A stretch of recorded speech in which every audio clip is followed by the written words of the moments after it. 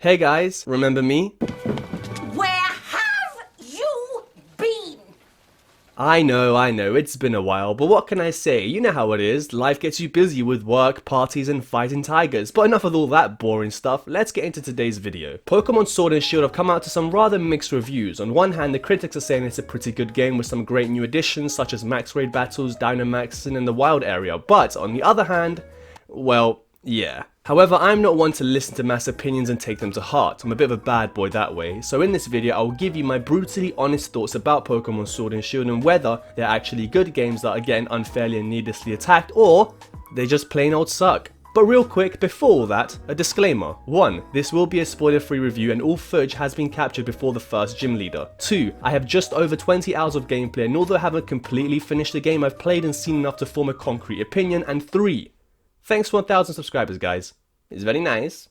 Let's begin. Going into Pokemon Sword and Shield, we all wanted the franchise to take the Zelda Breath of the Wild approach with one big, sprawling open world to explore to our heart's content. I mean, just how epic could that have been? Journeying across the land with our pocket monster buddies by our sides, rushing through vast forests, diving underwater to explore, getting lost in the bustling, busy cities, chatting with old people about the Heracross that's addicted to snorting oranberry powder, and all of that on our way to achieve our lifetime goal of becoming a Pokemon master. Yeah, that would have been cool. So I can safely say we were all a little bit disappointed to hear it wouldn't actually be fully open world, but rather just more open, which is the equivalent of my girlfriend saying I can f her in the but oh wait, never mind, I'm only allowed to f her in the instead. I mean, what the Anyway, the world in Sword and Shield is what I like to describe as a tease. From right at the beginning when you exit your house and start walking across the pathways, the game's art style looks really good. The graphics themselves are okay, but the art style is very nice. Seeing Pokemon out in the wild do their thing adds a lot of immersion to the world, and the different camera angles and the pathways are also well done. However, the wild area completely craps all over the rest of the game. It almost feels as though the entire game was supposed to be one big open world, but Game Freak didn't have enough time to do it. Now, whilst the wild area doesn't have a lot of verticality to it, its trees suck and for some reason it shifts from rain into snow into sunlight in the blink of an eye, it's by far the best part about the game. It really gives you the sense of being a Pokemon trainer out on an adventure and not knowing what Pokemon will jump out in front of you next, whether it be a Magikarp or a Gyarados, and that's what I mean by a tease. Because the rest of the game is your average Pokemon experience, I was just feeling kind of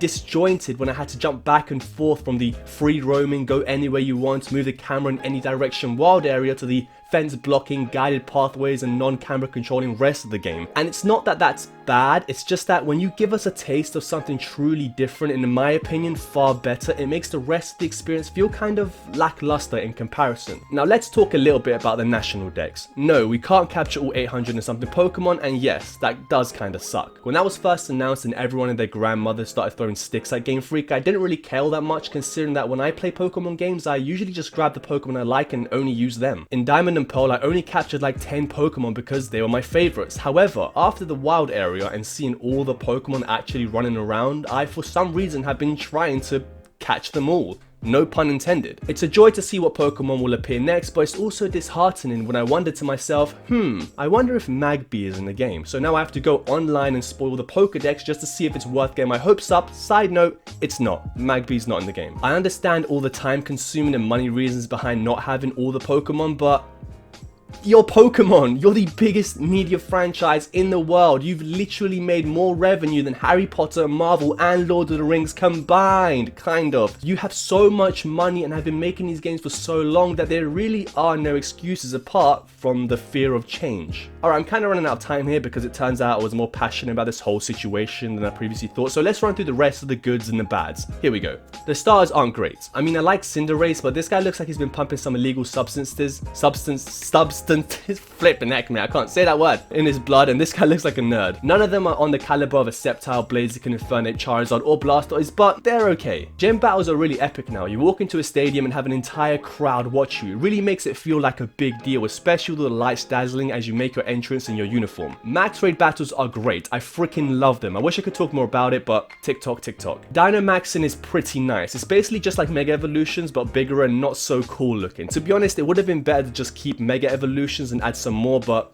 every Pokemon game needs a gimmick, so Yeah, Pokemon can't follow you around by your side or on your shoulder like in Let's Go, which sucks donkey balls. The storyline is okay, the gameplay overall is fantastic, the cutscenes are hit and miss, the music is mostly okay with a handful of tracks that are great, and the fact that I have to beat a certain amount of gym leaders to catch a certain level Pokemon is stupid and ruins immersion. I know it would have been overpowered to allow you to catch a level 29 Pokemon before you even touch the first gym, but there are better ways to tackle the issue than to prevent you from catching it until you progress through the story. And that's pretty much all I've got to say. Sorry if I forgot some things, but long story short, even though there are reasons to dislike the new Pokemon games, personally, I'm having a crazy good time with them. I picked up Sword and I've been enjoying myself ever since I first named my character. If I came off too negative, it's just because the potential for this to have been a masterpiece was there, but the game definitely needed more time, maybe even an extra year. Nonetheless, I freaking adore these entries into the series, and that's not going to change no matter how low the user score gets. Thanks for watching, bye bye.